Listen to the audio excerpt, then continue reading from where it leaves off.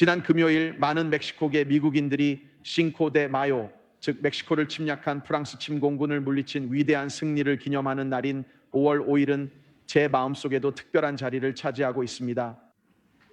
그날은 제게 승리의 날이었습니다. 제 영적인 삶에 있어서도 승리의 날이었죠. 3년 전 5월 5일 새벽 4시에 일어났습니다. 이른 아침이었죠. 그리고 전 세계적인 팬데믹이 시작되던 시기에 뉴욕행 편도 티켓을 샀습니다. 유나이티드 항공 4249편에는 10명도 안 되는 승객만이 탑승해 있었습니다. 그리고 그 5월 5일 날 저는 타임스퀘어 교회를 이끌겠다고 결심했고 그 순간부터 단 한 번도 뒤돌아보지 않았습니다. 여러분, 지난 3년은 제 인생에서 가장 위대하고 힘든 시간이었습니다. 하지만 그 무엇과도 바꾸고 싶지 않습니다. 하나님의 은혜로 우리는 이곳에서 우리의 경주를 끝까지 완주할 것입니다. 우리의 훌륭한 장로님들께서 저에게 늘 상기시켜 주십니다. 우리의 다음 사명지는 천국이며 우리가 갈 곳은 천국밖에 없다고요. 저는 말했습니다. 그게 되도록이면 나중이었으면 좋겠습니다. 지금보다는요. 위대한 영국의 기독교 작가 G.K. 체스터턴은 이렇게 말했습니다. 울타리를 없애기 전에 그것이 왜 세워졌는지를 먼저 알아야 한다. 그리고 제가 젊은 리더든 나이든 리더든 모두에게 짧게 도전하고 싶습니다. 젊은 리더 여러분, 새로운 것이 항상 좋은 것은 아니고 오래된 것이 항상 시대에 뒤처진 것도 아닙니다. 알겠죠? 하지만 말이죠. 잠깐만요. 나이 드신 분들이 제 말에 너무 만족하시기 전에 잠깐만 화나게 해드릴게요. 우리의 연륜 있는 리더들과 목회자 여러분, 오래된 것이라고 해서 다 계속되어야 하는 건 아니고 새로운 것이라고 해서 다 나쁜 것도 아닙니다. 그래서 우리는 성령님의 도우심이 꼭 필요합니다. 어떤 오래된 울타리들은 제거되어서는 안 되고 존중되어야 합니다. 2020년 5월 5일 제가 왔을 때 하나님께서 타임스퀘어 교회에 5 울타리를 보여주셨습니다. 그것은 데이비드 윌커슨 목사님과 카터 콜론 목사님이 세운 것이었고 저는 그 울타리들을 존중해야 한다고 느꼈습니다. 사람들은 제 울타리에 대해 각자의 의견을 가지고 있었습니다. 하지만 저는 성령님께서 제게 하라고 명하신 대로 할 것입니다. 저는 이것이 카터 목사님께서 세우신 울타리라는 것을 알고 있었고 우리가 결코 타협하지 않을 2가지 중 하나라는 것도 알고 있었습니다. 첫 번째는 TSC 전 세계 기도 모임은 예수님께서 다시 오실 때까지 계속될 것입니다. 그것은 기도에 대한 부담감입니다. 그의 마지막 유산인 목사님이 쓰신 책 지금은 기도할 때입니다에서 밝힌 것처럼 카터 목사님의 마음은 서밋 국제사역학교를 통해 다음 세대를 훈련시키는 데 있었으며 전 세계를 위해 기도하는 교회를 세우는 데 있었습니다. 창립자 데이비드 윌커슨 목사님에 대해 하나님께서 말씀하신 3가지 울타리가 있었습니다. 첫 번째는 성찬식을 매주 행하고 계속 행하라는 것이었습니다. 데이브 형제님은 항상 이 교회에서 십자가를 기념하길 바랐습니다. 그래서 주일이나 화요일에 오시지 않으신다면 우리는 화요일마다 기념합니다. 우리는 십자가를 기념합니다. 화요일에 안 했다면 그것은 우리가 주일에 했기 때문입니다. 하지만 매주 우리는 예수 그리스도의 십자가를 존귀히 여깁니다. 데이비드 윌커슨 목사님이 움직이지 않겠다고 느꼈던 2번째 울타리는 여러분이 매주 보고 계시는 세계 선교 사역입니다. 지금 여러분의 11조와 헌금 중 일부를 우리가 따로 떼어내어 하나님의 은혜로 우리는 지금 전 세계 63개국에 영향을 미치고 있습니다. 하나님께서 여러분을 통해 하신 일들 때문입니다. 하지만 이제 고백할 시간이 왔습니다. 3번째는 제가 잘하지 못했던 부분입니다. 오늘 우리는 그것을 바로잡을 것입니다. 그것은 바로 이스라엘 국가를 존중하고 축복하며 기도하는 일입니다. 이게 논란이 될 거라는 건 알지만 여러분 잘 들어보세요. 만약 천국이 제가 원하는 것보다 더 빨리 온다 해도 그냥 그렇게 합시다. I는 이스라엘을 의미합니다.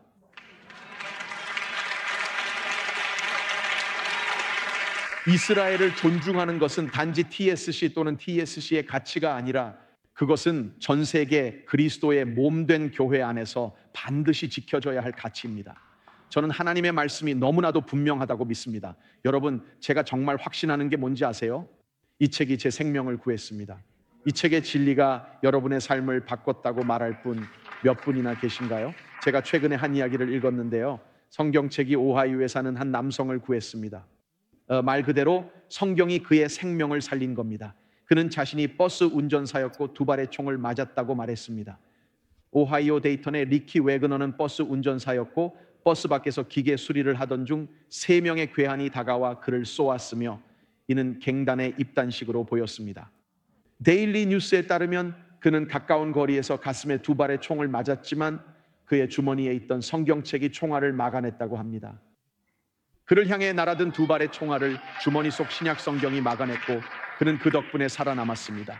제 생각엔 구약과 신약이 모두 있었던 것 같아요. 만약 신약이나 구약만 있었다면 총알이 그냥 관통했을 겁니다. 그 일을 막기 위해선 구약과 신약이 모두 필요합니다. 그런데 제가 상상도 못할 아주 특별한 선물을 받았습니다. 화요일 밤에 누군가 저에게 선물해 줬습니다. 그래서 오늘 이걸 가지고 왔죠. 이건 제2차 세계대전 때와 이라크 전쟁에 참전한 몇몇 군인들에게도 나눠줬던 것입니다. 말 그대로 방탄신약 성경이에요. 이건 진짜 방탄입니다. 그러니까 오늘 여러분을 맞이할 준비가 완벽히 되어 있죠. 무슨 일이 일어나든 저는 이 방탄신약 성경과 함께라면 준비되어 있습니다. 저는 여러분도 새로운 축복을 받길 바랍니다. 왜냐하면 우리가 이걸 시작하고 깊이 파고들기 시작할 때 새로운 축복이 임할 것이라고 생각하기 때문입니다. 하나님의 말씀은 읽고 지니는 것만으로도 여러분의 생명을 구할 수 있을 뿐 아니라 그 말씀에 순종함으로써 여러분의 삶의 축복을 가져다 줄 수 있습니다. 오늘은 성경 구절이 많이 등장할 테니 노트 꺼내시고 준비하세요. 이 성경을 읽고 순종하는 가장 좋은 방법은 바로 여기서 시작하는 것이라고 생각합니다. 하나님께서 무엇을 축복하시는지 알아내고 그것을 받아들이세요. 하나님께서 축복하는 것을 알아내시고 그것을 받아들이세요. 하나님이 축복하시는 것은 하나님이 사랑하시는 것입니다. 저는 그것을 지지하고 사랑하고 그것을 위해 희생하고 싶습니다. 아무리 피하려 해도 하나님께서 이스라엘을 사랑하시고 축복하신다는 사실에서 벗어날 수 없습니다. 제가 이 부분에 대해서는 곧 설명드리겠습니다. 현대 교회가 이 성경적 진리를 다시 받아들여야 한다는 것에는 의심의 여지가 없습니다. 왜냐하면 우리가 그 시작과 미래를 이렇게 명확하게 아는 국가는 이스라엘 외에는 존재하지 않기 때문입니다. 성경이 우리에게 그것을 알려주고 있습니다. 하나님께서 아브라함에게 새 민족이 시작된다라고 말씀하셨을 때 하나님께서는 한 민족이 복을 받고 복이 되며 그 민족을 축복하는 자들도 복을 받을 것이라고 말씀하셨습니다. 하나님께서 말씀하셨는지 들어보십시오. 여호와께서 아브라함에게 이르시되 너는 너의 고향과, 여러분 이것이 시작입니다, 친척과 아버지의 집을 떠나 내가 내게 보여줄 땅으로 가라. 내가 너로 큰 민족을 이루고, 여러분 이것이 바로 그 시작입니다. 내게 복을 주어 내 이름을 창대하게 하리니 너는 복이 될지라. 너를 축복하는 자에게는 내가 복을 내리고 너를 저주하는 자에게는 내가 저주하리니 땅의 모든 족속이 너로 말미암아 복을 얻을 것이라 하신지라. 이것이 바로 이스라엘의 시작이었습니다. 성도 여러분, 절대 놓치지 마십시오. 성경을 비판하는 자들이 가장 싫어하는 두 가지가 있습니다. 그 두 단어는 바로 기적과 예언입니다. 이 두 단어 말입니다. 예언이란 하나님께서 미래를 미리 말씀하시는 것입니다. 기적이란 하나님께서 현재에 개입하시는 것입니다. 하나님께서 나타나셔서 무언가를 행하실 때 그것이 바로 기적입니다. 우리가 하나님을 믿는다면 우리는 기적도 믿고 예언도 믿는 것입니다. 잘 들으세요. 예언이란 하나님의 말씀이 개입하는 것입니다. 기적은 하나님의 행동이 개입하는 것입니다. 하나님께서 들어오시기 시작할 때 일어나는 일이죠. 그리고 기적과 예언의 절정은 예수님의 성육신에서 이루어졌습니다. 하지만 기적과 예언의 시작은 이스라엘 민족과 함께 시작된 것입니다. 오늘날 현대 이스라엘이 살아 숨쉬며 번영하고 있는 이유는 바로 기적과 예언 때문입니다. 이건 의심의 여지가 없습니다. 여러분 잘 들으세요. 바로가 그들을 물에 빠뜨리려 했지만 자신이 물에 빠져 죽었습니다. 느부갓네살은 그들을 불태우려 했지만 그의 삶이 끝나게 되었습니다. 하만은 그들을 교수형에 처하려 했지만 자신이 온 민족을 위해 만든 그 교수대에 매달려 죽었습니다. 히틀러는 그들을 몰살하려 했지만 불과 몇 년 후 그들로 이루어진 한 나라가 세워졌습니다. 세상의 모든 나라들이 이 작은 땅과 이 민족을 박해해 왔지만 그들은 셀 수 없을 만큼 많아졌습니다. 그리고 모든 먼지가 가라앉고 나면 우리는 깨닫게 됩니다. 박해자들은 모두 사라졌고 하나님께서 탄생시킨 그 나라는 여전히 그곳에 있으며 번영하고 있다는 사실을요. 이러한 이유로 하나님은 그들에게 영원한 언약을 주셨습니다. 성경은 창세기 17장에서 하나님께서 아브라함에게 이렇게 말씀하셨다고 기록합니다.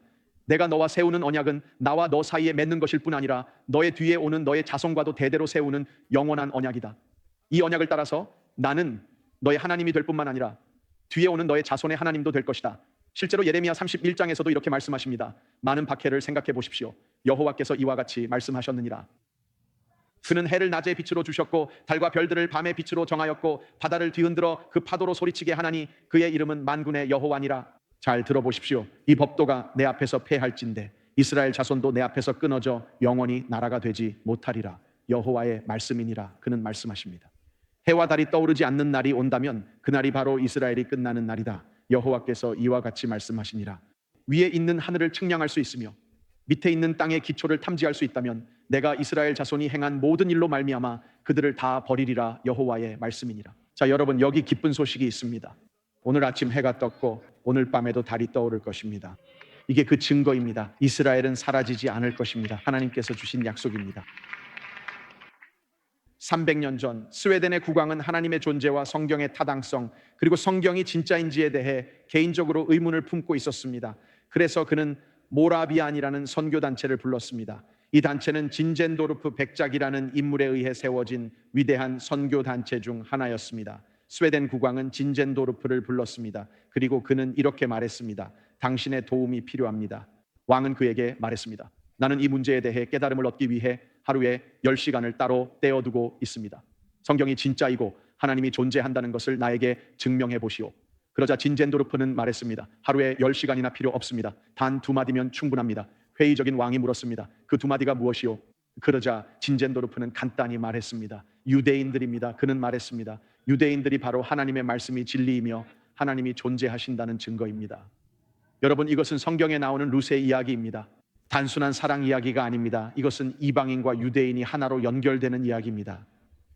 이방 여인 룻이 나오미를 바라보며 이렇게 말할 때 어머니의 백성이 나의 백성이 되고 어머니의 하나님이 나의 하나님이 되시리니, 이것은 다시 우리에게 돌아오는 새로운 언약이어야 합니다. 우리가 이방인으로서, 즉 유대인이 아닌 자로서 이렇게 말해야 합니다. 하나님, 주의 백성이 나의 백성이 되게 하소서.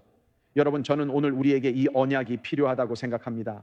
이 말을 비꼬거나 조롱하려는 의도로 하는 게 아닙니다. 심지어 유머로 말하는 것도 아닙니다.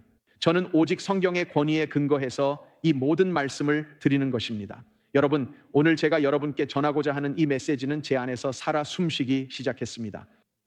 제가 여러분을 속이려는 것도 아니고 이건 절대 농담으로 말하는 게 아닙니다. 정말입니다. 제가 이스라엘로 가는 모든 투어를 진행하기 때문이 아닙니다. 그런 의도가 전혀 없습니다. 이건 예배당에서 양각 나팔인 쇼파르를 불 수 있는 허가증도 아닙니다. 우리는 아직 탬버린도 제대로 다루지 못하고 있으니까요. 그러니 그런 목적도 아닙니다. 주님은 우리가 이 과정을 잘 통과할 것을 아십니다. 이건 바로 성경적 세계관에 따른 것이며 왜 이스라엘이 핵심인지에 대한 이야기입니다. 그리고 이스라엘은 하나님의 마지막 때 계획에서 결정적인 시간표 역할을 합니다. 바로 그게 이 메시지의 핵심입니다. 여러분, 저는 세상에 존재하는 모든 아이를 다 생각해 보려 했습니다.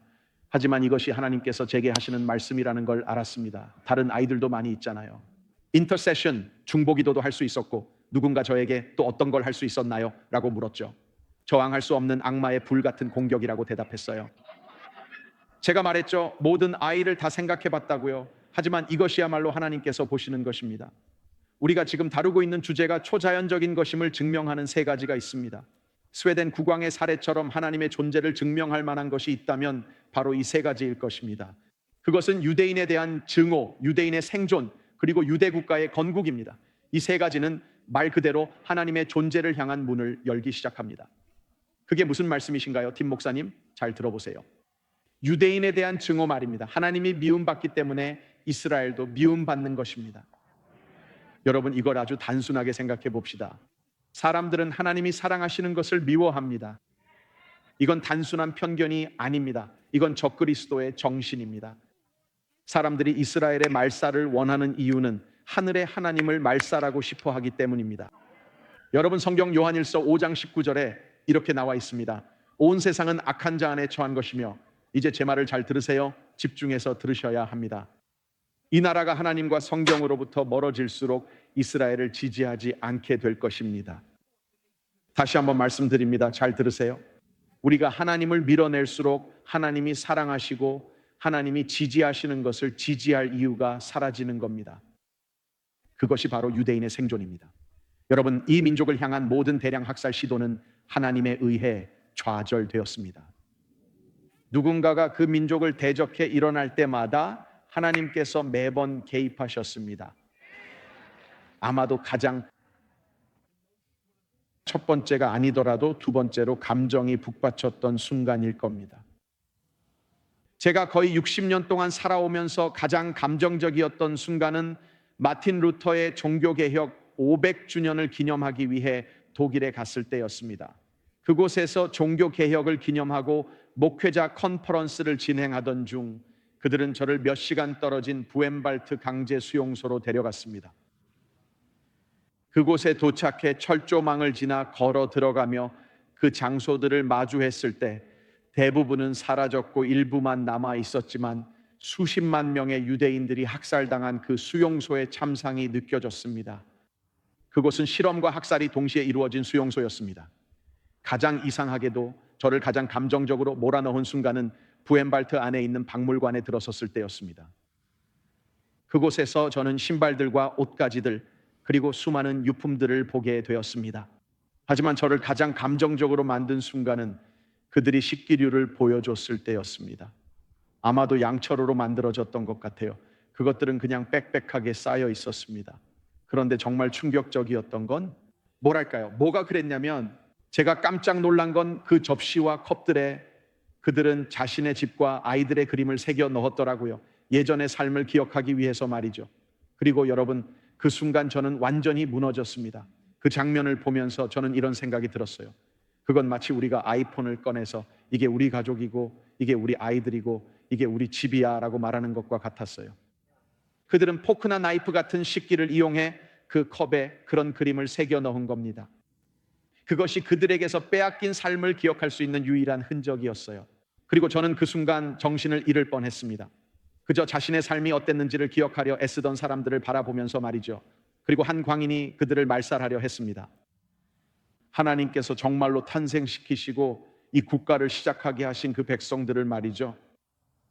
그때 제 마음에 스가랴서 2장의 말씀이 떠올랐습니다. 만군의 주님께서 이렇게 말씀하신다.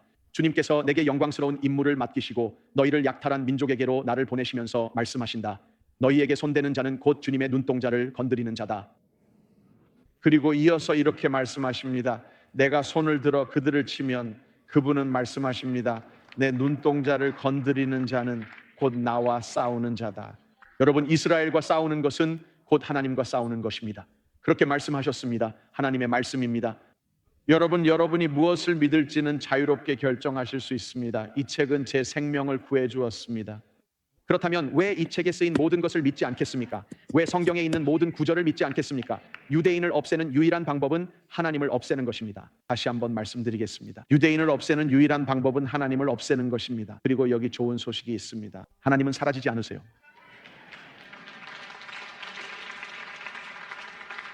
이것은 단순히 유대인의 생존만이 아니라 한 나라의 탄생이기도 합니다. 서기 70년부터 1967년까지 팔레스타인 땅은 40개의 다른 나라들의 지배를 받았습니다. 오늘날 그 땅은 이스라엘의 통제 아래에 있습니다.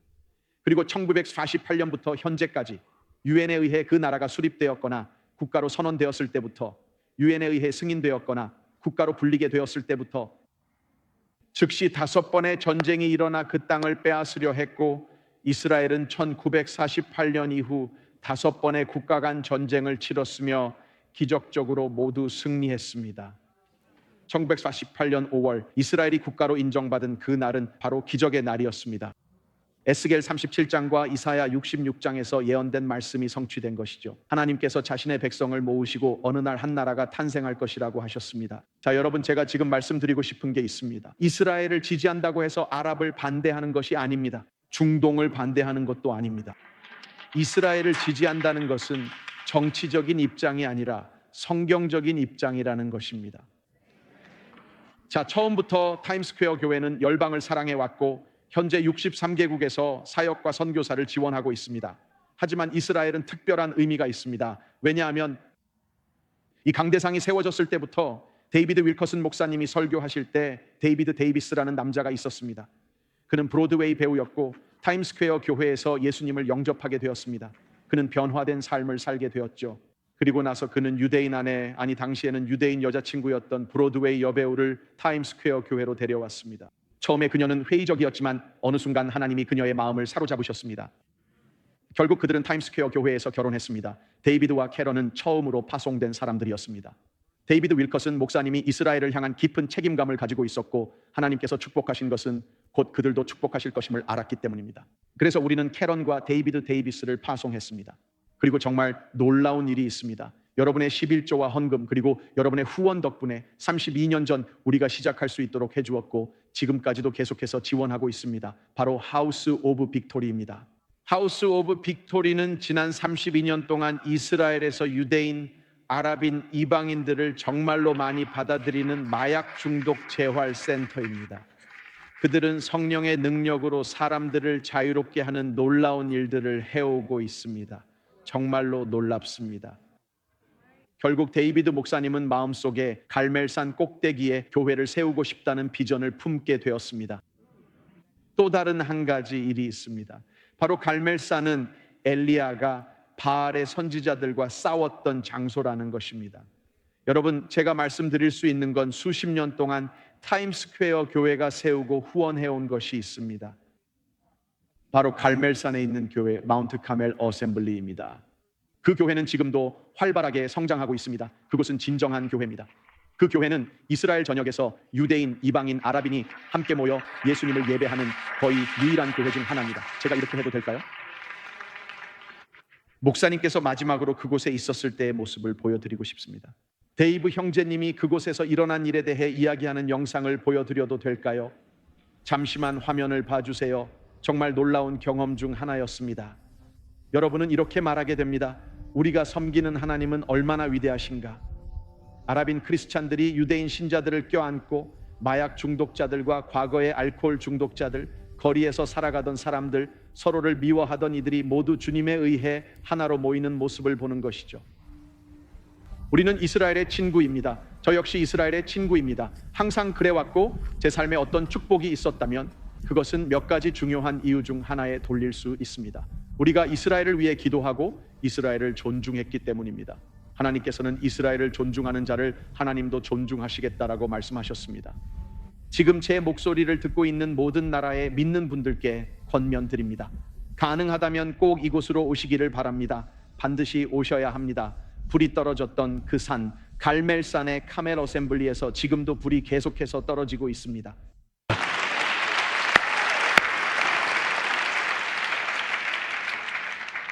전 세계에서 보고 계신 여러분, 제 말을 들어주세요. 하나님께서 말씀하셨습니다. 너를 축복하는 자에게는 내가 복을 내리고, 그 말씀은 하나님의 입에서 나온 것이며 저는 그 말씀의 유효기간이 절대 끝나지 않았다라고 믿습니다. 우리가 신약시대에 들어왔다라고 해서 그 말씀이 끝났다라고 믿지 않습니다. 우리에게는 여전히 도전 과제가 있습니다. 잠시 후에 자세히 설명해 드리겠습니다. 하지만 타임스퀘어 교회는 데이비드 윌커슨 목사님이 말씀하신 것처럼 축복을 경험했습니다. 하나님께서 축복하시는 사람들을 축복했기 때문입니다. 방금 헌금 시간에 보셨듯이 현재 저희는 여러분의 도움으로 이스라엘에서 5개의 다양한 사역을 지원하고 있습니다. 우리가 그렇게 했을 때 하나님께서 기적적인 일들을 행하시는 것을 우리는 직접 보았습니다. 저와 여러분은 반드시 하나님께서 축복하신 것을 축복해야 합니다. 우리는 하나님께서 사랑하시는 것을 사랑해야 합니다. 이것이 바로 하나님께서 우리를 부르신 사명입니다. 분명히 말씀드리겠습니다. 이 말을 꼭 전하고 싶습니다. 오늘날의 교회는 이스라엘이 아닙니다. 교회가 이스라엘이라고 믿는 사람들은 대체신학이라는 거짓을 믿고 있는 것입니다. 교회가 이제 새로운 이스라엘이라고 말하는 사람들이 있는데 여러분, 성경 어디에도 그것이 사실이라는 구절은 없습니다. 그런 말은 믿지 마세요. 여러분, 그건 대체신학입니다. 여러분, 이렇게 말씀드리겠습니다. 들으세요. 제가 여기 온 이후로 계속 어려움에 처하고 있으니 그냥 솔직하게 말하겠습니다. 그냥 말할게요. 저는 방탄 성경책을 가지고 있으니 그냥 말하겠습니다. 자, 말씀드리겠습니다. 이 말씀도 전하고 싶습니다. 팔레스타인은 이스라엘의 이름이 아닙니다. 분명히 말씀드립니다. 팔레스타인은 2세기에 로마가 그 땅에 붙인 이름입니다. 이스라엘의 과거를 지우고 그들의 땅을 차지하려는 의도에서였습니다. 저는 팔레스타인 사람들을 위해 기도합니다. 하나님께서 그들을 만져주시기를 바랍니다. 하지만 그 땅은 이스라엘의 땅입니다. 그 이름을 사용하는 사람들은 이스라엘의 편이 아닙니다. 땅은 처음에 가나안이라 불렸고 이후에 이스라엘이라 불렸습니다. 영원한 언약에 따라 하나님께서 주신 땅입니다. 왜 우리가 이것을 공부하고 성경이 무엇을 말하는지 이해해야 하는 이유가 여기에 있습니다. 그리고 저도 압니다. 이건 평범한 메시지가 아니라는 걸요. 하지만 여러분, 이것이 바로 성경적 세계관입니다. 우리가 이 일을 전 세계에 전하려고 하는 이유가 바로 이것입니다. 우리가 26개의 모든 알파벳을 다 마치고 나면 이것은 마지막 때에 하나님께서 어떻게 생각하시는지를 알고 훈련받기 위해 반드시 필요한 일입니다. 이게 우리가 이 일을 해야 하는 이유입니다. 그리고 저는 이게 쉽지 않을 거라는 걸 알고 있었습니다. 저는 사람들이 뛰고 함성을 지를 거라고는 기대하지 않았어요. 하지만 여러분, 저는 제가 좋은 입장에 있다는 걸 알고 있습니다. 좋은 입장에 있어요. 우리가 왜 이것을 공부해야 할까요? 첫 번째 이유는 하나님께서 자신의 말씀을 지키신다는 것을 우리가 확신할 수 있도록 하기 위함입니다. 그래서 우리가 이것을 공부하는 것입니다. 성경에는 3만 개의 약속이 있고 하나님은 그 모든 약속을 지키실 것입니다. 왜냐하면 하나님은 거짓말하실 수 없기 때문입니다. 두 번째 이유는 우리가 깨어 있을 수 있도록 하기 위함입니다. 이스라엘에 대한 예언들은 그리스도의 재림이 가까움을 알려주는 열쇠입니다. 여러분, 예수 그리스도의 재림을 사랑하고 하나님께서 그의 아들을 보내어 나팔을 불게 하시고 교회의 휴거를 이루실 것을 믿는다면 반드시 하나님이 이스라엘에서 하시는 일에 주목해야 합니다. 우리가 왜 이것을 공부해야 할까요? 큰 축복을 받은 종교인들조차도 하나님에게서 멀어질 수 있다는 경고를 받기 위해서입니다. 교회에서 자란 사람들조차도 여러분, 그들이 공격할 수 있다는 것입니다. 오늘날 유대교 안에 무신론 유대인이라는 분파가 있다는 것이 믿기 어려울 정도입니다. 어떻게 그런 일이 가능할 수 있을까 싶지만 그것은 우리에게 주는 경고입니다. 우리가 왜 이것을 공부해야 할까요? 하나님께서 사랑하시는 것에 대해 우리가 기뻐할 수 있도록 하기 위함입니다. 하나님이 사랑하시는 것을 사랑하는 법을 배우는 것입니다. 어떻게든 우리가 하나님이 사랑하시는 것을 사랑하게 될 때 하나님께서 우리 삶 속에서 행하시는 일들은 정말 놀랍습니다. 왜냐하면 우리가 예수님을 사랑할 때, 잘 들으세요, 단순히 나 자신을 더 나은 사람으로 만들기 위해 교회에 가는 것이 아니라 우리는 하나님의 영광과 하나님의 뜻을 위해 여기에 있습니다. 여러분, 우리는 이 모든 것을 우리 자신에게로 돌려버렸고 정작 하나님 무엇을 원하십니까? 라고 묻는 것을 잊어버렸습니다. 하나님께서 오늘 우리에게 무엇을 원하시는지 말입니다. 가끔 하나님께서 원하시는 것이 우리의 계획을 방해할 수도 있습니다. 잘 들으세요. 제가 오늘 이 자리에 함께 있는 신디와 사랑에 빠졌을 때를 기억합니다. 그녀에 대해 이해하지 못했던 두 가지가 있었는데 그중 하나는 그녀가 개를 좋아한다는 것이었어요. 그리고 하키도요, 저는 그때 이게 뭐지 싶었죠. 그런데 정말 놀라운 건 누군가를 사랑하게 되면 그 사람이 좋아하는 것들을 나도 좋아하게 되고 심지어 사랑하게 된다는 거예요. 그래서 저도 걔를 좋아하게 됐어요. 왜 그런지 저도 모르겠어요. 그리고 나서 하키요? 저는 하키가 뭔지도 몰랐어요. 우리가 데이트할 때 처음 하키 경기를 보러 갔던 날이었어요. 저는 잘 몰라요. 누가 알았겠어요? 블루라인이 뭔지도 모르겠고 오프사이드가 뭔지도 모르겠지만 누군가를 사랑하게 되면 하키도 괜찮고 걔도 괜찮아지는 거예요. 그러니까 내가 평생을 당신과 함께 할 거라면 우리는 레인저스 경기를 볼 거예요. 그리고 만약 내가 남은 인생을 함께 할 거라면 다음 시즌까지는 경기를 안 보겠지만 그래도 만약 당신이 본다면 볼 거예요. 내가 당신과 평생을 함께 할 거라면 나도 하키를 좋아하게 될 거고 걔도 좋아하게 될 거예요. 왜냐하면 말이죠, 사랑에 빠지면 자신의 취향이나 하고 싶은 걸 바꾸는 게 두렵지 않거든요. 그리고 중요한 건 이거예요. 만약 당신이 예수님을 사랑한다면, 자, 이제 나옵니다. 저는 그분이 사랑하시는 것을 사랑합니다. 그게 바로 하나님께서 우리에게 원하시는 거예요. 하나님은 이스라엘을 택하셔서 세상의 중심에 두셨습니다.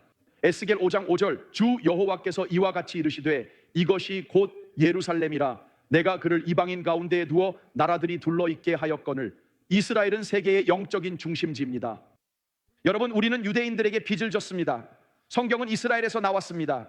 십계명도 이스라엘에서 나왔습니다. 메시아도 이스라엘에서 오셨습니다. 토요일 아침 공부를 마치고 나서 저는 정말로 기도했습니다. 장로님들께도 말씀드렸어요. 제가 이렇게 기도했습니다. 정말로 소리내어 기도했어요. 하나님, 못하겠어요. 어떻게 설교할지 모르겠어요. 이 메시지를 준비하며 겪은 갈등은 어떤 설교보다 컸습니다. 이 싸움은 이례적이었습니다. 저는 이 설교를 하고 싶지 않았어요. 어떤 의미에서는 제가 더 잘할 수 있다고 생각하는 그런 걸 전하고 싶었죠. 하나님이 제 증인이십니다. 제가 못하겠습니다라고 말한 지 3, 4분 만에 오하이오 신시내티에 있는 어떤 목사님에게서 문자가 왔어요. 제가 이건 못하겠어요 라고 말하자마자, 이 설교는 못하겠어요 라고 말하자마자 제 전화가 울렸고 신시내티의 한 목사님께서 이렇게 말했어요. 팀 목사님, 담대하게 설교하세요. 하나님께서 주의를 위해 당신의 마음에 주신 말씀을 전하세요. 그래서 어떻게 그런 말을 하게 됐나요? 라고 묻자 그는 말했어요. 교회에서 기도 중 하나님이 당신을 떠올리게 하셨고 전해야겠다고 느꼈어요. 제가 정말로 이건 못하겠어요 라고 내뱉은 순간 참 놀랍지 않나요? 하나님은 우리가 하나님이 사랑하시는 것을 사랑하길 원하신다는 것이요. 저는 발람의 이야기가 교회로서 우리가 반드시 알아야 할 중요한 의미를 지닌다고 생각합니다. 중요해요.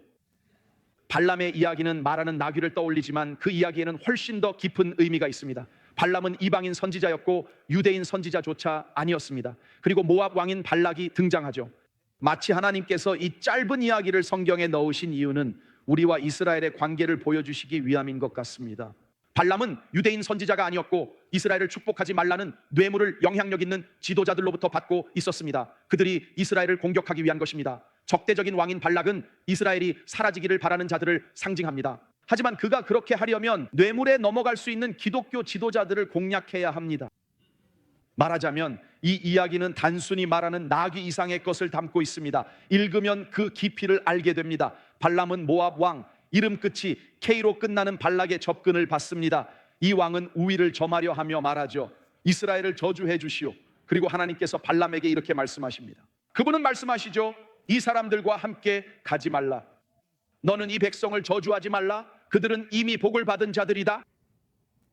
민수기 22장 12절에 나오는 말씀입니다. 하나님은 말씀하셨습니다. 그 백성을 저주하지도 말아라. 그들은 복을 받은 자들이다. 그러자 왕은 더 많은 돈과 명예를 들고 다시 찾아와 말합니다. 이 일을 꼭 해주시오. 그리고 갑자기 다음 장인 민수기 23장에서 발람이 말합니다. 하나님이 저주하지 않으신 자를 내가 어찌 저주하며 여호와께서 꾸짖지 않으신 자를 내가 어찌 꾸짖으랴. 발락이 발람에게 이르되 그대가 어찌 내게 이같이 행하느냐. 나의 원수를 저주하라고 그대를 데려왔거늘 그대가 오히려 축복하였도다.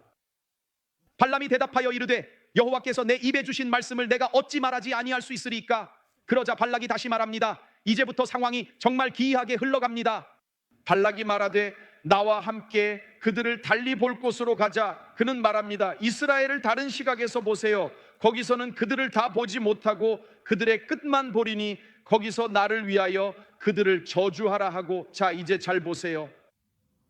소빔들로 인도하여 비스가 꼭대기에 이르러 7 제단을 쌓고 각 제단에 수송아지와 숫 양을 드리니 여호와께서 발람에게 임하사 그의 입에 말씀을 주시며 이르시되 발락에게로 돌아가서 이렇게 말할지니라. 이제 나옵니다. 여러분, 하나님은 사람이 아니시니 거짓말을 하지 않으시고 인생이 아니시니 후회가 없으시도다.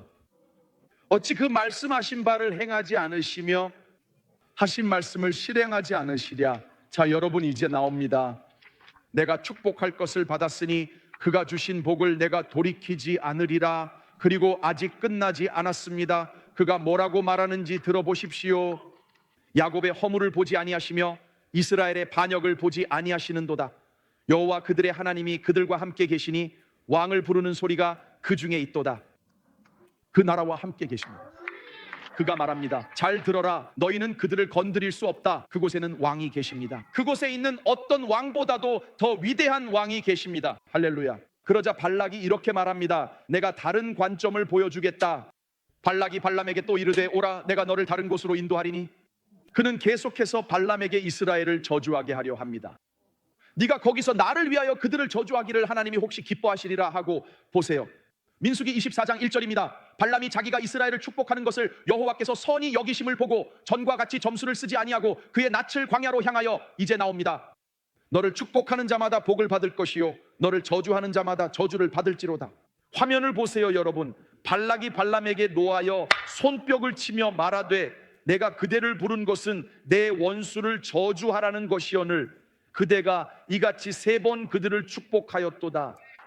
여러분, 우리는 이스라엘을 축복하고 예루살렘의 평화를 위해 기도할 것입니다. 들어보세요. 제 3딸들이 늘 저에게 상기시켜 줍니다. 제가 나이 든 사람이라는 걸요. 제가 여러분께 한 말씀만 드리겠습니다. 날씨를 알고 싶을 때는 휴대폰으로 보기만 하면 됩니다. 교통체증이 있는지 알고 싶거나 5개 자치구 자전거 대회 때문에 동쪽으로 건널 수 있는지 알고 싶으면 휴대폰을 켜서 빨간 선이 있는지 확인하면 됩니다. 제가 운전을 처음 배울 때는 교통 상황을 알 수 있는 유일한 방법이 라디오를 켜고 헬리콥터에 있는 사람이 전해주는 걸 듣는 거였어요. 그 사람 말을 들어야 했죠. 그가 말하길 지금 조지 워싱턴 쪽은 완전히 엉망입니다. 완전 엉망이에요 라고 했죠. 뉴욕 뉴스텐텐에서 나오는 헬리콥터 교통 리포트 기억하시는 분 계신가요? 헬리콥터 소리가 들렸죠. 그게 유일한 방법이었어요. 그리고 만약 그 사람이 여러분 동네 얘기를 하지 않았다면 끝난 겁니다. 뭘 해야 할지 전혀 감이 안 잡히는 거죠. 하지만 그가 말하고자 했던 건 이겁니다. 앞에 뭐가 있는지 알려면 우리가 볼 수 없는 걸 볼 수 있는 높은 곳에 있는 누군가가 필요하다는 거예요. 문제는 우리가 세상을 이렇게만 바라본다는 거죠. 우리가 보지 못하는 걸 보기 위해선 정말 높은 곳에 있는 누군가가 필요하다는 걸 깨닫지 못한 채 말이에요. 여러분, 저는 이 세상을 바라보는 제 의견을 민주당이나 공화당에 따라 정하지 않습니다. 유엔도 이스라엘을 반대하는 그 누구도 제게 이스라엘을 어떻게 봐야 하는지 지시할 수 없습니다. 저는 이제 누구보다도 더 높으신 분께 의지하기 시작했습니다. 저는 이렇게 말합니다. 하나님, 이 일에 대해 하나님께서 어떻게 보시는지 그 관점을 제가 알길 원합니다. 성경에서 말합니다. 이사야 55장 8절, 나의 생각은 너희의 생각과 다르며 너희의 길은 나의 길과 다르다. 주님께서 하신 말씀이다. 하늘이 땅보다 높듯이 나의 길은 너희의 길보다 높으며 나의 생각은 너희의 생각보다 높다. 하나님, 우리에게 하나님께서 모든 것을 보시는 그 높은 관점을 주십시오. 하나님께서는 구약의 가장 위대한 지도자 다윗을 통해 우리에게 예루살렘의 평화를 위해 기도하라고 도전하십니다. 그분은 심지어 역대상 17절 21장에서 이렇게 상기시켜 주십니다. 땅의 어느 한 나라가 주의 백성 이스라엘과 같으리이까 하나님이 자기 백성을 구속하시려고 나가사, 그리고 이제 이 말씀으로 마무리하고자 합니다. 하나님께서는 신약에서 가장 위대한 그리스도인인 사도 바울을 통해 우리에게 이스라엘의 구원을 위해 기도하라고 도전하십니다. 로마서 9장부터 11장까지는 건너뛰어집니다. 그 이유는 로마서 9장에서 11장을 다른 시각으로 해석하려는 바알적인 목소리들 때문입니다. 하지만 하나님께서는 그 모든 장에서 계속해서 선포하십니다. 내가 그들을 축복하노라, 내가 그들을 축복하노라, 내가 그들을 축복하노라, 내가 그들을 축복하노라. 그리고 모든 비판적인 성경 주석가들은 그것을 보며 하나님께서 이스라엘에 대해 말씀하신 것이 아니라고 해석하려 애씁니다. 저는 로마서 9장부터 11장이 우리가 이 일과 어떻게 연결되어 있는지를 이해하는 열쇠라고 믿습니다. 이것이 제가 마지막으로 전하고 싶은 말씀입니다. 여러분, 오늘 말씀드린 내용이 많다는 걸 압니다. 하지만 오늘 이 말씀을 꼭 드려야겠습니다. 로마서 9장, 10장, 11장은 마음의 감동과 도전을 줍니다. 이제 마무리할 준비를 하면서, 물론 아주 느슨하게 말씀드리지만 마무리할 준비를 하면서 로마서 9장은 바로 저 자신입니다. 저는 로마서 9장에서 하나님의 주권에 순복하고 있으며 그것은 겸손을 요구합니다. 이 부분을 여러분께 설명드리겠습니다. 로마서 9장부터 11장까지는 신약에서 가장 위대하고 가장 중요한 편지인 이 서신을 말 그대로 구성하고 있습니다. 여러분이 이 편지를 읽을 때 로마서 2장과 3장에서 인간의 죄성과 믿음으로 말미암는 칭의에 대해 다루고 있죠. 그 죄악됨이 로마서 2장과 3장에서 드러납니다. 4장에서 믿음으로 인한 칭의가 나오고 5장과 6장으로 넘어가면 죄에 대한 죽음과 하나님께서 주시는 승리를 보게 되고 이 모든 것을 보게 됩니다. 그리고 로마서 9장부터 11장까지를 보면 마치 갑자기 멈춘 것처럼 사람들이 그것을 건너뛰고 12장으로 넘어갑니다. 하지만 이 부분은 교회의 신학에 있어서 매우 중요합니다. 우리는 로마서 1장부터 8장까지 그리고 12장부터 16장까지는 원하지만 9장부터 11장까지는 건너뜁니다. 로마서 9장은 하나님의 주권에 관한 말씀입니다. 잠시만 귀 기울여 보세요. 하나님은 이스라엘 민족에 대해 말씀하시기 전에 먼저 자신의 성품에 대해 말씀하신 이유를 알고 계셨습니다. 자, 여러분 잘 들으세요. 하나님의 주권을 이해하게 되면 이스라엘에 대해서도 이해하게 됩니다. 그게 로마서 9장에서 하나님이 하신 일입니다. 자, 주권이 무엇인지 제가 설명해 드릴게요. 여기 있습니다. 주권이란 이렇게 정의됩니다. 하나님은 원하시는 일을 원하실 때 원하시는 방식으로 하시며 누구의 허락도 구하지 않으십니다. 이것이 바로 하나님의 주권입니다. 다시 말하겠습니다. 주권이 무엇인지 알고 싶으시다면 하나님께서 누구의 허락도 없이 원하시는 대로 원하시는 때에 원하시는 방식으로 원하시는 사람과 함께 행하시는 것을 의미합니다. 바울은 로마서 9장에서 창세기 이야기를 꺼냅니다. 리브가와 이삭의 자녀 야곱과 에서, 그들이 태어난 후 하나님이 하신 일에 대해 말합니다. 그 일은 자녀들이나 그들의 문화와는 아무런 관련이 없고 오직 하나님의 주권적인 성품과 관련된 것이었습니다. 잘 들어보세요. 그 자식들이 아직 나지도 아니하고 무슨 선이나 악을 행하지 아니한 때에 택하심을 따라되는 하나님의 뜻이 행위로 말미암지 않고 오직 부르시는 이로 말미암아 서게 하려 하사, 이 부분을 잘 들어보세요. 이제 정말 강렬해집니다. 리브가에게 이르시되 큰 자가 어린 자를 섬기리라 하셨나니, 당시 문화에 완전히 반하는 말이죠. 기록된 바 내가 야곱은 사랑하고 에서는 미워하였다 하심과 같으니라. 그런즉 우리가 무슨 말을 하리요? 하나님께 불의가 있느냐?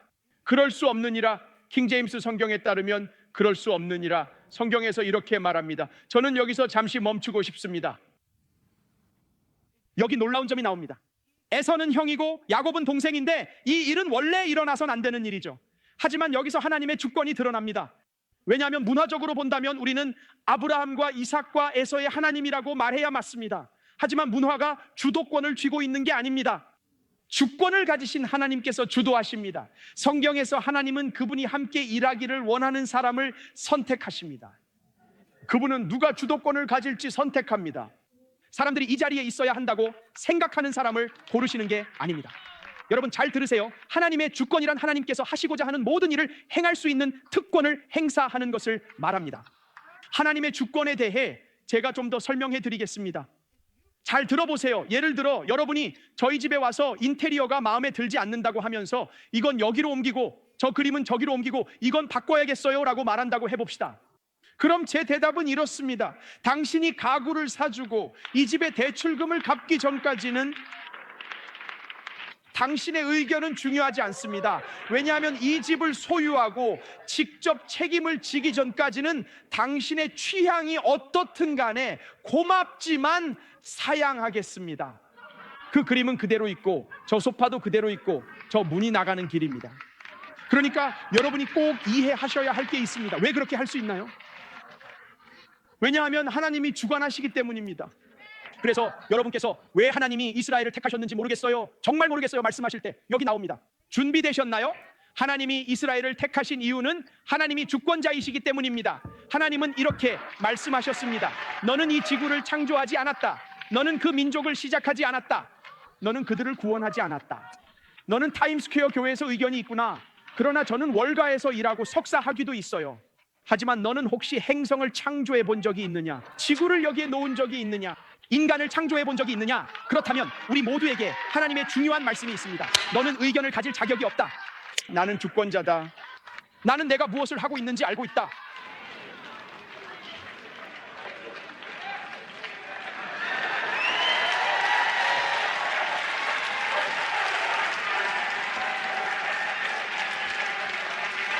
너는 여호와 네 하나님의 성민이라. 네 하나님 여호와께서 지상 만민 중에서 너를 자기 기업의 백성으로 택하셨나니 여호와께서 너희를 기뻐하시고 너희를 택하심은 너희가 다른 민족보다 수효가 많기 때문이 아니니라. 너희는 오히려 모든 민족 중에 가장 적으니라. 여호와께서 다만 너희를 사랑하심으로 말미암아 또는 너희의 조상들에게 하신 맹세를 지키려 하심으로 말미암아. 잘 들으세요.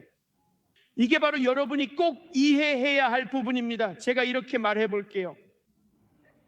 만약 여러분이 왜 하나님은 유대인을 택하셨을까라는 질문을 한다면 동시에 왜 하나님은 나를 택하셨을까라는 질문도 해야 합니다.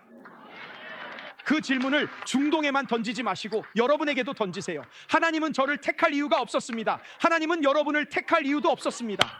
하나님이 여러분을 택하신 건 그분의 주권입니다. 이 사람들을 세운 것도 찬양대에 앉은 것도 하나님의 주권입니다. 여러분이 지금 영국이나 필리핀 등 전 세계에서 이 영상을 보고 있는 것도 하나님은 오늘날도 주권자이십니다. 하나님께서 모든 일을 행하십니다. 하나님은 예수님 도와주세요. 로마서 10장입니다. 자, 시작해 볼까요? 여기 있습니다. 로마서 9장에서 하나님은 이렇게 말씀하십니다. 나는 주권자다. 그러니 너희는 겸손하게 살아야 한다. 하지만 로마서 10장에서는 이렇게 말씀하십니다. 이제 내가 주권자라는 걸 알았으니 내 계획에 함께 동역하길 원한다. 너희가 이 사람들을 위해 기도하라. 하나님이 주권자이시기 때문에 로마서 9장에 따라 우리는 이스라엘을 위해 기도하는 데 헌신해야 합니다. 로마서 10장을 들어보세요. 믿어주세요. 친구 여러분, 제가 이스라엘을 위해 바라는 것은 바울이 하는 말입니다. 이스라엘에게 가장 좋은 것입니다. 구원입니다. 그 이하의 것은 아닙니다. 저는 온 마음을 다해 그것을 원하며 항상 하나님께 기도합니다. 그게 바로 바울이 우리에게 하라고 말하는 것입니다. 놀랍게도 신약 성경에는 사도 바울이 드린 기도가 43개나 있습니다. 그런데 말이죠, 우리 모두가 이 기도는 슬쩍 넘어가 버리는데 익숙해져 있어요. 이스라엘에 있는 유대인들의 구원을 위한 기도 말입니다. 하나님이 우리에게 맡기신 일입니다. 바울의 기도는 곧 우리의 기도가 되어야 합니다. 진짜로 마무리하겠습니다. 마크 마무리 음악 좀 연주해 주세요. 부탁드립니다. 제발요. 가짜 마무리 음악입니다. 좋습니다. 자, 여기 있습니다.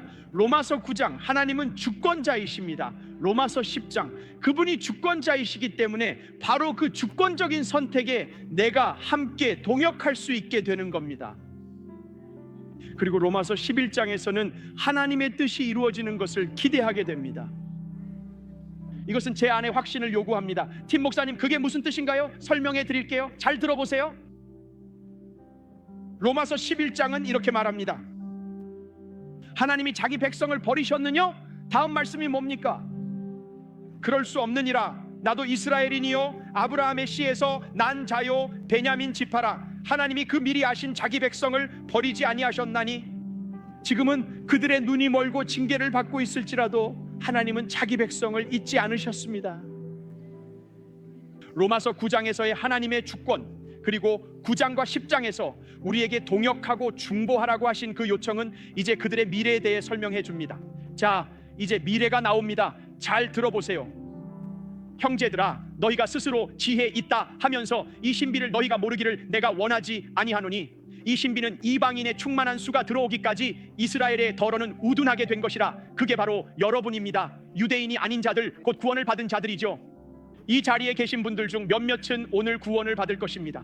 여러분은 이방인의 충만한 수에 포함된 자들입니다. 놀라운 일입니다. 매주 이방인의 충만한 수에 참여하고 있는 겁니다. 잘 들어보세요.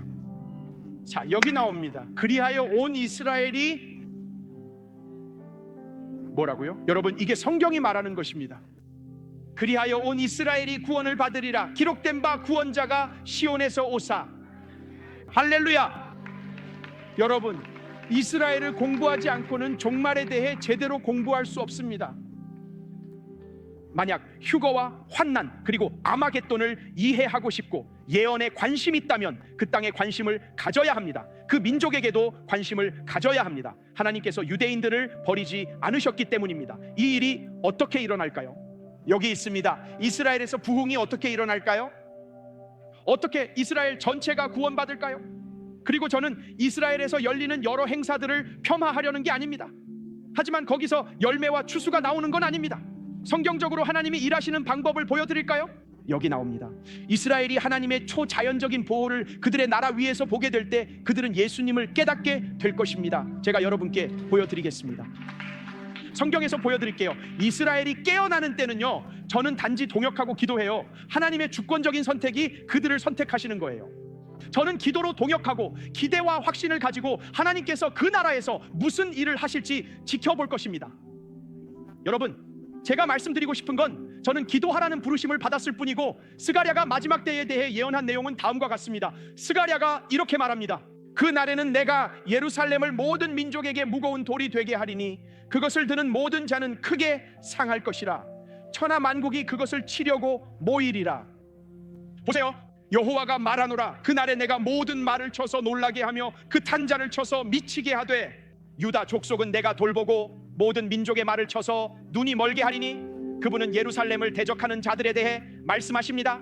유다의 우두머리들이 마음속에 이르기를 예루살렘 주민이 그들의 하나님 만군의 여호와로 말미암아 힘을 얻었다 할지라. 그날에 내가 유다 지도자들을 나무 가운데에 화로 같게 하며 곡식단 사이에 횃불 같게 하리니 그들이 그 좌우에 애워싼 모든 민족들을 불사를 것이요 예루살렘 사람들은 다시 그 본 곳 예루살렘에 살게 되리라.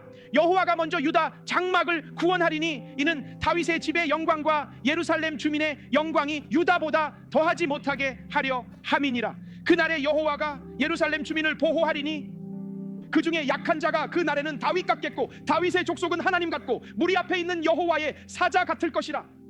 예루살렘을 치러 오는 이방 나라들을 그 날에 내가 멸하기를 힘쓰리라. 자, 이제 준비하세요. 이곳을 대적하는 어떤 나라든 하나님께서 말씀하십니다. 내가 직접 행동에 나선다. 자, 이제 나옵니다. 준비되셨습니까? 그리고 다음 구절을 보십시오. 내가 다윗의 집과 예루살렘 주민에게 은총과 간구하는 심령을 부어주리니 그들이 그 찌른 바 그를 곧 예수님을 바라보고 그를 위하여 애통하기를 독자를 위하여 애통하듯 하며 그를 위하여 통곡하기를 장자를 위하여 통곡하듯 하리로다. 그날에 예루살렘에 큰 애통이 있으리니. 좋습니다. 준비하세요. 다음 구절입니다. 13장 1절. 그 날이 오면 샘 하나가 터져서 다윗 집안과 예루살렘에 사는 사람들의 죄와 더러움을 씻어 줄 것이다.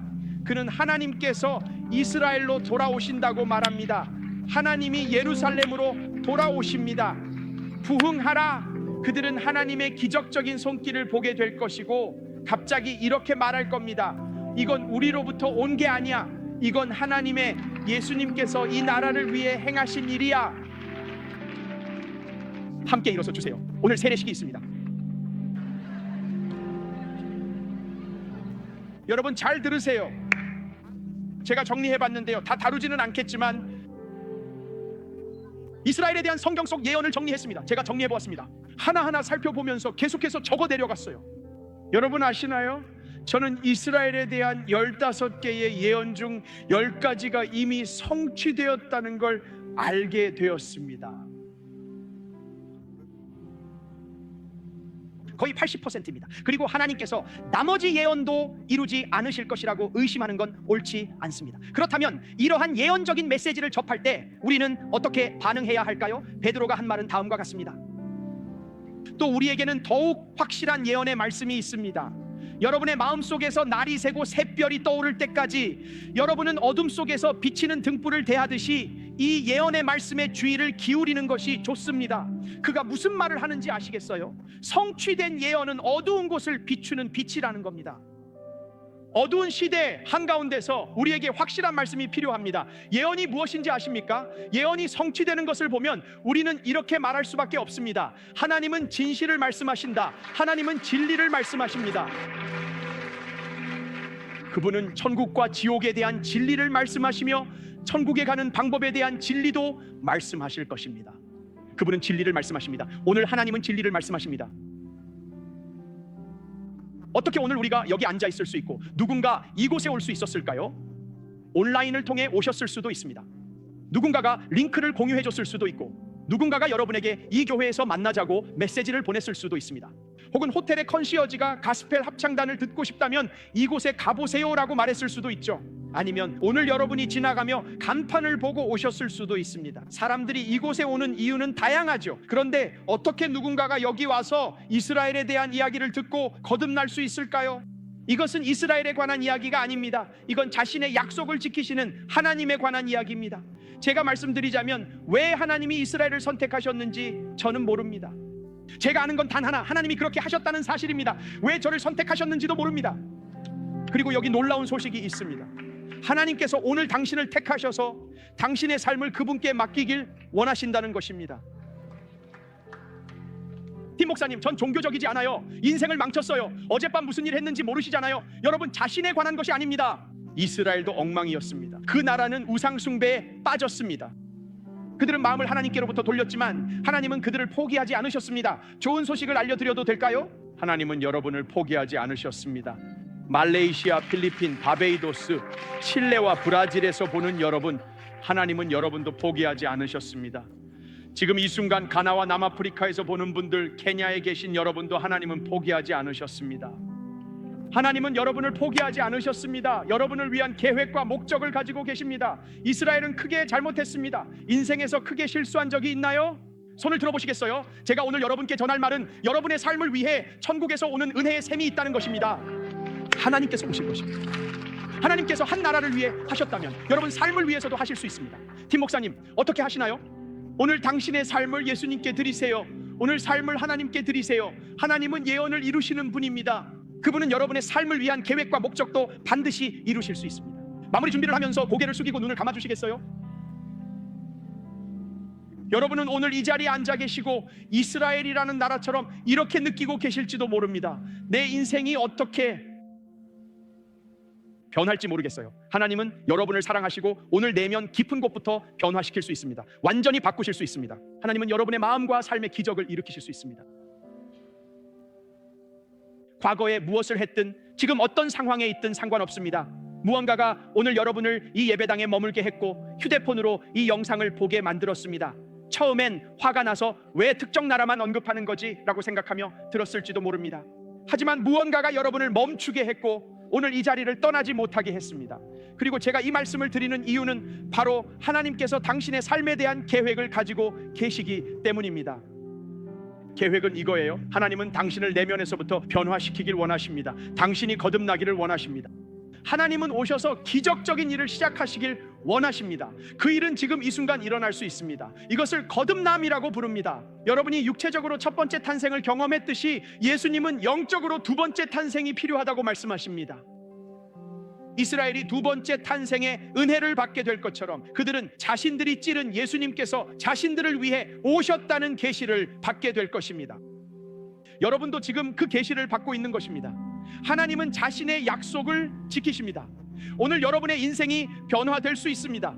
모두 머리를 숙이고 모두 눈을 감은 채로 별관에서 스크린으로 보고 계신 분들, 발코니에 계신 분들, 본당에 계신 분들, 전 세계에서 시청하고 계신 분들, 스웨덴과 덴마크에 계신 분들, 지금 이 순간 러시아와 중국에서 보고 계신 분들, 호주와 이탈리아, 영국에서 이 말씀을 듣고 계신 분들께 말씀드립니다. 잘 들어보세요. 오늘은 하나님이 여러분의 삶을 바꾸실 날입니다. 오늘 이렇게 말씀하신다면, 팀 목사님, 하나님이 저를 선택하실까요? 네, 하나님은 여러분을 선택하셨습니다. 여러분을 너무 사랑하셔서 십자가에서 죽으셨습니다. 하나님은 여러분을 변화시키기 위해 오셨습니다. 하나님, 제 삶에 들어오셔서 저를 변화시켜 주세요 라고 말할 기회입니다. 거듭남은 ABC처럼 간단합니다. Admit, 죄를 인정하는 것입니다. Believe, 하나님께서 아들을 나 대신 십자가에 죽게 하셨음을 믿는 것입니다. Confess, 그분을 주님으로 고백하는 것입니다. 오늘 거듭남을 통해 하나님과의 여정을 시작하고자 하는 분들을 위해 기도하고 싶습니다. 이렇게 말씀하시는 분이 있다면 저도 그 기도에 동참하고 싶어요. 하나님께서 나라를 변화시킬 수 있다면 저도 변화시킬 수 있어요. 만약 여러분이 그 기도에 저도 포함시켜 주세요 라고 말씀하신다면, 아무 망설임 없이 오늘 그 기도에 저도 포함시켜 주세요, 하나님과 관계를 맺고 싶습니다 라고 말씀하신다면 손을 가능한 한 높이 들어주시겠어요? 손을 최대한 높이 들어주세요. 손을 들고 계세요. 저쪽에도 계시네요. 네, 다 보입니다. 네, 계속 손을 들고 계세요. 많은 손이 보이네요. 저쪽, 네, 저쪽, 네, 감사합니다. 발코니 쪽도요. 저쪽 봤습니다. 맨 뒤쪽 위에도 계시네요. 네, 온라인으로 보고 계신 분들은 결정했어요 라고 댓글을 남겨주세요. 우리 모두 함께 이 기도를 드릴 수 있을까요? 자, 여러분 함께 따라 해보세요. 사랑하는 주 예수님, 저는 당신이 하나님의 아들이심을 믿습니다. 저는 십자가에서 주님께서 제 죄와 수치 그리고 죄책감을 대신 지시고 죽으셨음을 믿습니다. 당신은 제가 지옥에 가지 않아도 되도록 저를 위해 지옥을 마주하셨습니다. 당신은 죽음에서 부활하셔서 저에게 천국에서의 거처와 지상에서의 목적, 그리고 당신의 아버지와의 관계를 주셨습니다. 오늘 주 예수님, 저는 제 죄에서 돌아서서 거듭나기를 원합니다. 하나님은 나의 아버지시고 예수님은 나의 구원자시며 성령님은 나를 돕는 분이시고 천국은 나의 집입니다. 예수님의 이름으로 기도드리며 모두가 아멘 아멘 했습니다. 좋습니다. 안내만 드리고 마치겠습니다. 지금 현장에서 기도하셨다면 51000번으로 결정했어요. 문자 보내시고, 온라인에 계신 분들은 링크를 클릭해 전 세계에서 같은 기도를 하신 분들과 함께 해주세요. 그리고 현장에 계신 모든 분들 옆 건물로 함께 가주시겠어요? 이번 예배에서 70명에서 80명이 세례를 받을 예정이고, 다음 45분에서 1시간 동안 옆 건물로 가셔서 함께 기쁨으로 축하해 주시겠어요?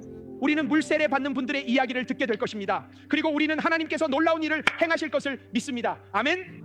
그래서 지금 물세례를 받으실 분들은 안엑스로 이동해 주세요. 여러분이 나가시는 동안 저희는 음악을 연주할 거예요. 왜냐하면 이미 시간이 좀 지났고 지금쯤이면 물세례 팀에게 혼날지도 모르거든요.